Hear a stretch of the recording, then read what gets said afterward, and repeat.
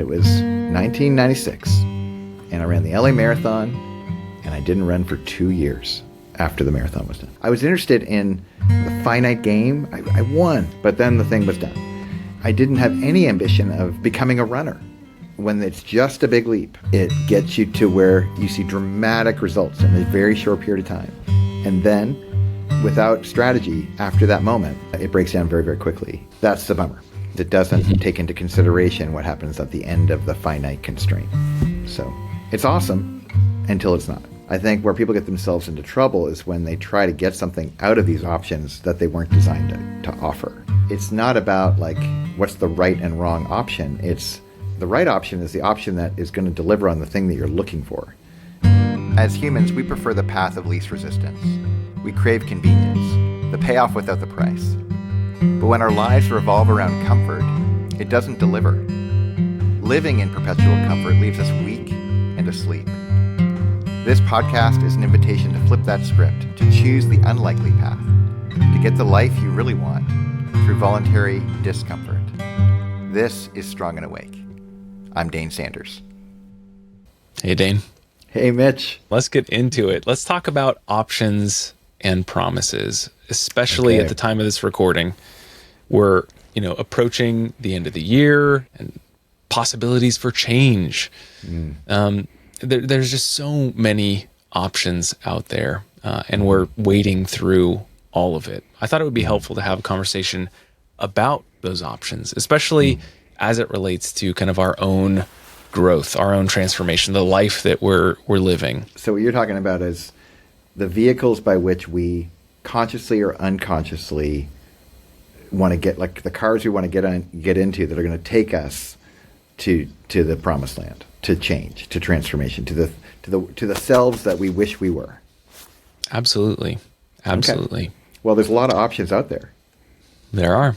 There's more than a couple, and they all have a bunch of promises. And I think before we get started, I think it's worth mentioning up front that even though we'll no doubt talk about options that people choose regularly, the purpose of this is to not make people feel bad. These options actually are effective for what they were built to deliver. I think where people get themselves into trouble is when they try to get something out of these options that they weren't designed to offer. So I think it's important to say that up front, because when you do, it's not about like what's the right and wrong option. It's the right option is the option that is going to deliver on the thing that you're looking for. And getting clear on what do you want and will this help me get what I want? That's really the question. So I hope by the end of this conversation, at the least, we've gotten clarity around the options that are out there and what they promise because of how they're designed. And I hope we look at these a little bit more beyond just the marketing of these tools, but actually the efficacy of these tools. And then the other side of it, I hope, is we upgrade what people want. That's what I would love to see happen at the end of this conversation. That all of us begin to envision like a result that's up and to the right around who we're becoming, not just self-improvement, but actually becoming more ourselves, and then pick the appropriate means to become that, and see if this conversation doesn't help with the upgrade of that conversation for yourself.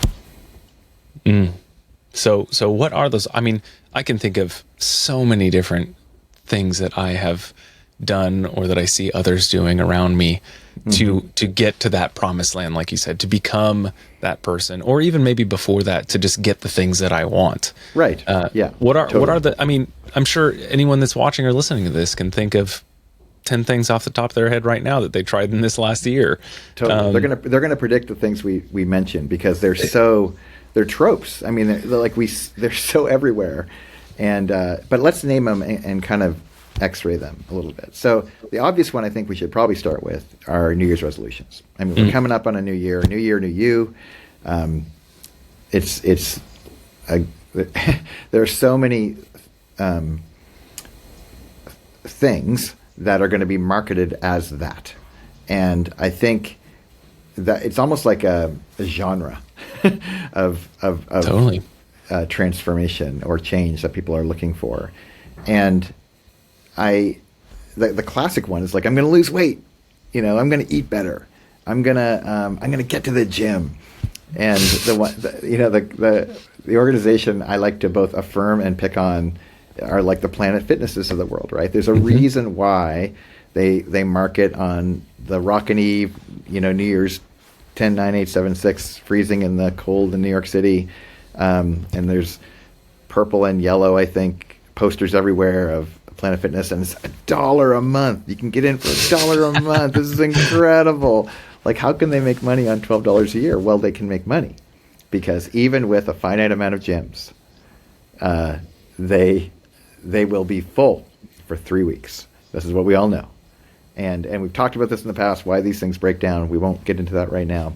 But I think it's worth noting the good things about New Year's resolutions like Planet Fitness or whatever it is that you sign up for is that it starts the conversation. It initiates. It at least kind of sets an intention. I want this, and I want to move in this direction. It's kind of a provisional commitment where if everything lines up, this is going to happen. And we'll talk more about that nuance, I'm sure, in a few minutes. But I think the main thing is to understand what the category is that we're talking about first, and then break down what is it. What is the promise? The promise is that if you have a New Year's resolution, you have a chance of change. And if you've done this for enough years in a row and you realize that the same New Year's resolution keeps coming up over and over and over again, if there's something that you're expecting from making a New Year's resolution, that New Year's resolutions on their own are insufficient to deliver. But it does bring intention. It brings kind of hope, kind of the sense of clarity ish. And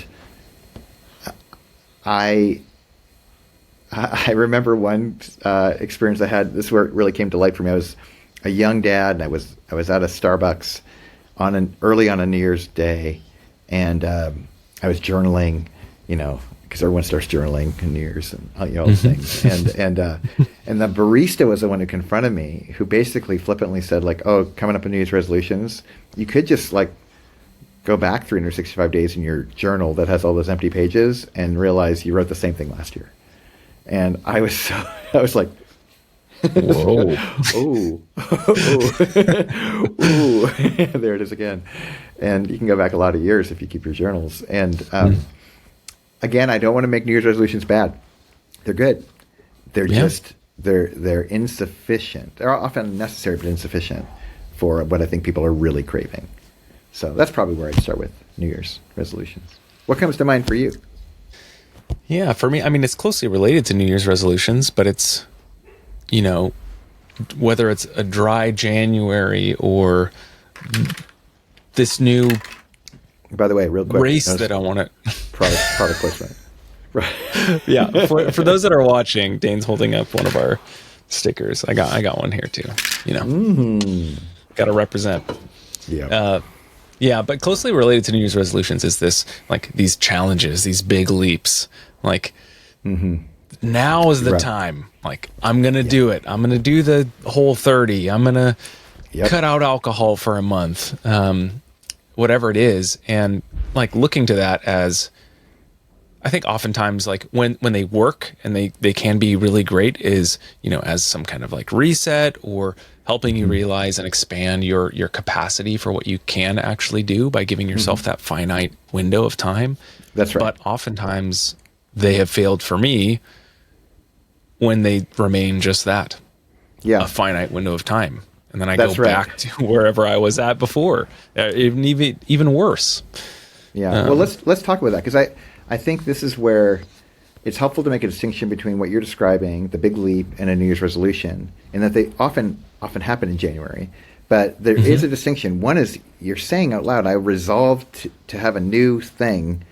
And the assumption in that is it's going to be, that's the new normal, right? That's the new normal you want, starting with the resolve. And that's different than, I like the intention behind it. I want something to persist. That's where but it fails after the start with the New Year's resolution. With the big leaps, and let's pick on 75 Hard, which is, for those who don't know, it's this very rigorous 75-day prescription of what you ought to do. And it's funny, we at Men and Women of Discomfort, we get compared a lot to 75 Hard, and we're very distinct. We look a lot similar, but there's a very different intention because of exactly what you're describing, Mitch, is, and anyone who's listening will know the answer to this question right away. What do you think happens? Let's say you change your diet and work out twice a day and do all these things, and you don't miss a day, and you're ruthless. If you miss one day, you start over, and 71 days goes back to day one, and you find your way all the way to day 75. What do you think happens on day 76? Everyone knows the answer. The wheels come off. You're done. Victory! You pass that finish line. And I remember the first time I ran a marathon, I was going to run a marathon. And it was 1996. And I ran the LA Marathon, and I didn't run for 2 years after the marathon was done. Because I was interested in the confined constraint of like, I did this, the finite game, I won. And then I didn't have any ambition of becoming a runner. That wasn't my ambition. I actually became a runner for a short window of time, but then the thing was done. And this is the big criticism of the big leaps, is when it's just a big leap, it gets you to where oftentimes you see dramatic results in a very short period of time. And then, without anything, no strategy after that moment, it breaks down very, very quickly. And to your point, where it gets tragic is you see people do Whole30, for example. I've done Whole30 gazillions times. I love it. It's actually part of my process, my practice. And Whole30s, I know a lot of people who have more weight on. They lose 30 or 40 pounds. And then they gain 40 or 50 pounds within a year. And that's the bummer, is it doesn't take into consideration what happens at the end of the finite constraint. So it's awesome until it's not. And that's that's what you need to account for. If you want something that will persist beyond the constrained time, what's required is a plan for day 7, the metaphorical day 76. Yeah, when we're talking about big leaps, I'm sure when people are envisioning an actual physical leap, they're envisioning, the Super Mario, like jumping over a gap or something like that. But oftentimes with these big leaps, it's not like a linear forward progression. It's almost just like you're jumping straight up. Yay, I've gained elevation. I'm climbing. And then it's like straight down. Oh, that's so good. What a great metaphor. And then, going up a slope or something where you've got something under you. Well, it's funny. If you really want to pick on that metaphor, isn't there something in Super Mario and all the different Mario versions where, you get like the big Mario, it's jumping and going faster and doing the thing, and then it like steps on a mushroom or something, and all of a sudden it goes wah, wah, wah, wah, and it's like this big. Yeah, mushrooms are the good things, but yes, okay. Yeah, a Koopa or something, right? Something. Yes, the lore. And I think that sadly that happens quicker than we prefer. So buyer beware on the big leap, and do your due diligence that the big leap has a plan on the other side of the leap, and that it's a plan that you actually are committed to. But the big leaps are kind of, if you think New Year's resolution, big leaps. If you think of a big leap as a massive challenge, that's what an option that people kind of consider. And I actually like that. I like the idea. If you're going to have a bias in the culture that we live in right now, this highly comfort-centric culture, it's probably better than the alternative, which is, if that's hyper challenge, hyper support. And hyper support is an option that's on the table. And it's particularly effective in the context of trauma in people's lives, in the context of involuntary discomforts that come your way, gaining some sense of support. I think of like it could be as psychologically complex as psychoanalysis or therapy or counseling. All of those are different kind. And within psychology, there's hundreds of modalities that you can approach that work with varying degrees of efficacy relative to what you're trying to address, and your, the practitioner you're working with, and your disposition and and personality and capacity in the midst of it. There's a lot that goes into these dynamics. External forces as you're navigating it. That's on the kind of psychologically more extreme end, all the way down to like, I'm going to go for a spa day. I'm gonna let myself off the hook on my diet. I'm going to, when my body tells me it wants chocolate at 10 p.m. and a bowl of cereal, I give it to my body because my body wants it, you know, and it's just like some weird declaration of like, I'm going to give in to my indulgences, and somehow that's going to get me what I'm really looking for. And to be fair, comfort, or hedonism, really, the pursuit of pleasure and the avoidance of pain, is highly effective in the short term. It's amazing, you know. Have 5 cocktails, you're going to feel better while you're drinking the 5 cocktails. It's just on the other side of the 5 cocktails, you're dehydrated, you have a headache, you haven't drunk much recently, thank goodness, but now you drunk a lot, you get sick, you wake up feeling horrible, the next day is awful. You maybe go to another spa day, you know, and these things start cycling down in the wrong direction, really drifting. And if you pour gas on that thing, it'll go even faster. I'm mixing all my metaphors again, but you get the point. It's simply all of these supports are increasing the pace of the drift, and it's taking us places. We all know universally, too much support leads to stagnation at the least, but demise at the worst. It's just relief, faster, quicker, no pain. Like, you know, why do people get addicted to painkillers? Because it feels good, man. It does, until it doesn't. And my wife's cousin passed away behind a Burger King after being homeless for about 5 years, living on the streets, addicted, like, so, you know, from heroin to Oxycontin to all the drugs in between, and none of it started that way. And it never does, right? And I'm not trying to suggest that, gosh, pick pleasures and that you're going to live in it, you know, end your life in a ditch. What I am saying, though, is if that's all your life is about, it will drift to bad things 100% of the time. And where I want to give exception to it and recognize the goodness of support, hyper support even, is under radical duress. Like, if you are under the bus of the world and you need some degree of relief to get through the night, do it. But just recognize that in the morning, you're going to need something in the challenge side of the equation, not just the support side of the equation. If you want to see change and growth, not just because what we're talking, the good side of comfort is really being comforted when you are undone, as a means to survive in the short term in order to get to a place of traction where you can start building again.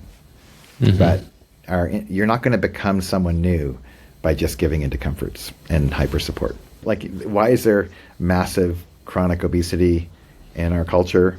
Well, this is the result of people choosing hyper support exclusively, and it's tragic. And I have great compassion because there's so much cultural pressure to pick the easy way, and the easy way is really about selling things to you more than it is about you getting better, or getting more whole, or becoming more yourself. So that's the option. So we have New Year's resolutions. Yep. We have leaps, the big leaps, hyper challenge, and then we have hyper support. And for all the good that those things do, they're phenomenal. But there are other options too. What would be another one that we could address that comes to mind? Yeah, I mean, I think along with those things comes just the wishful thinking. If all the stars align, then I'll do this. This kind of comes back to resolutions and why they fail almost.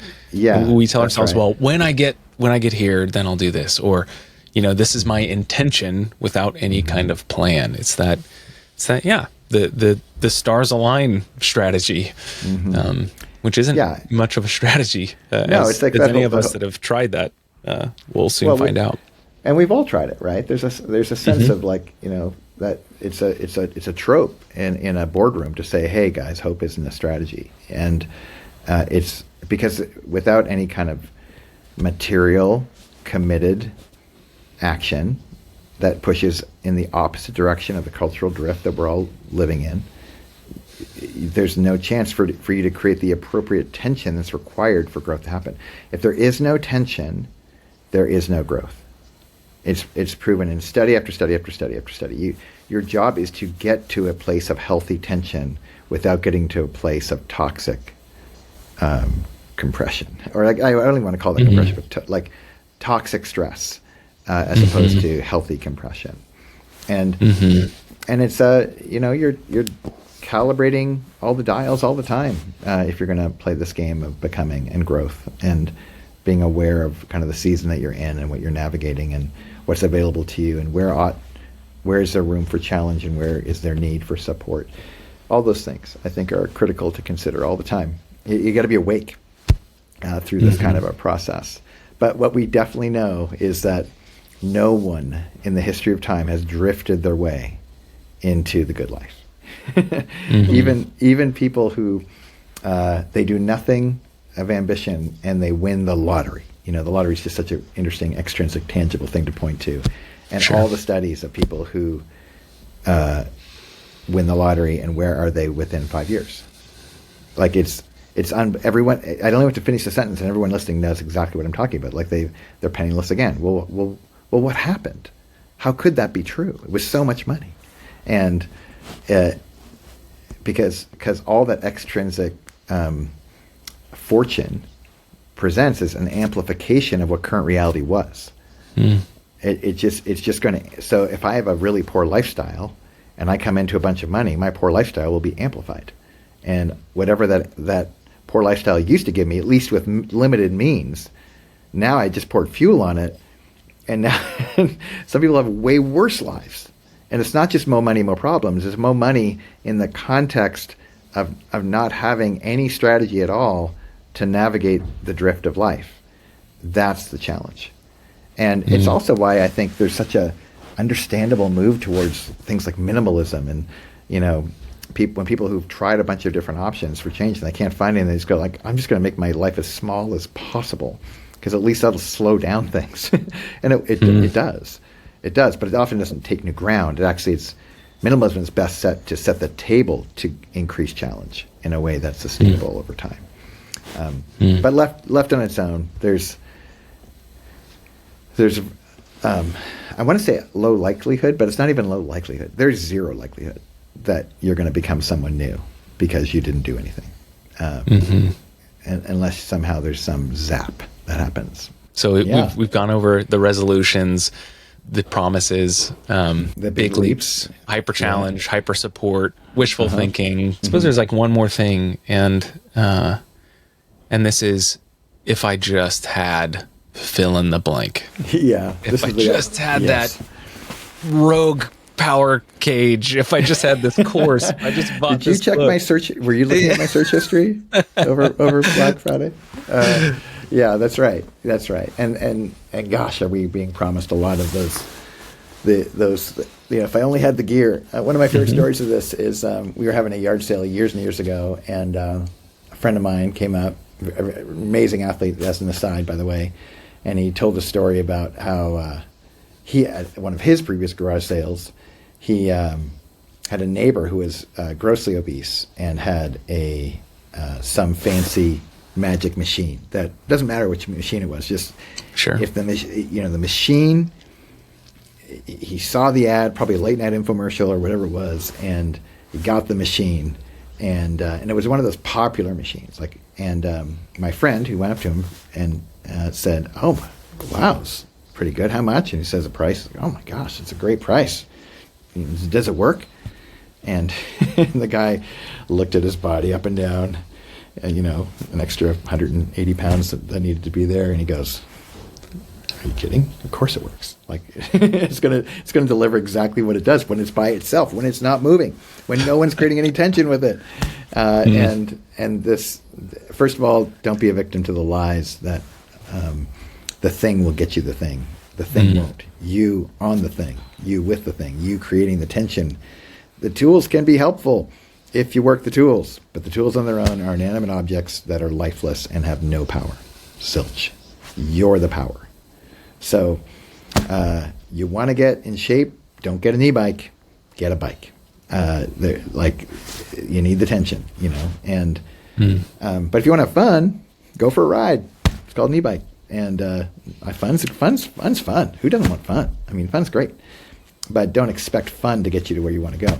So, and so all these things are related from a marketing consumer perspective. The other, though, that I want to reference is just really a more insidious thing, which is I'm a victim. I don't have enough money to get in shape. Eating clean is too expensive. Somehow it's cheaper to go to Del Taco or something. I'm not speaking to how hard life is. Life is hard, and people are under real financial pressures and time pressures and responsibility pressures, and I get all those things, which is all the more reason. The more pressure you have in your life is why it's more critical than ever to have some area of your life that you have full agency over, that you are not a victim in, that no matter the circumstances, the whirlwind of being a human being, you find the immovable object in your life and you start moving forward with it.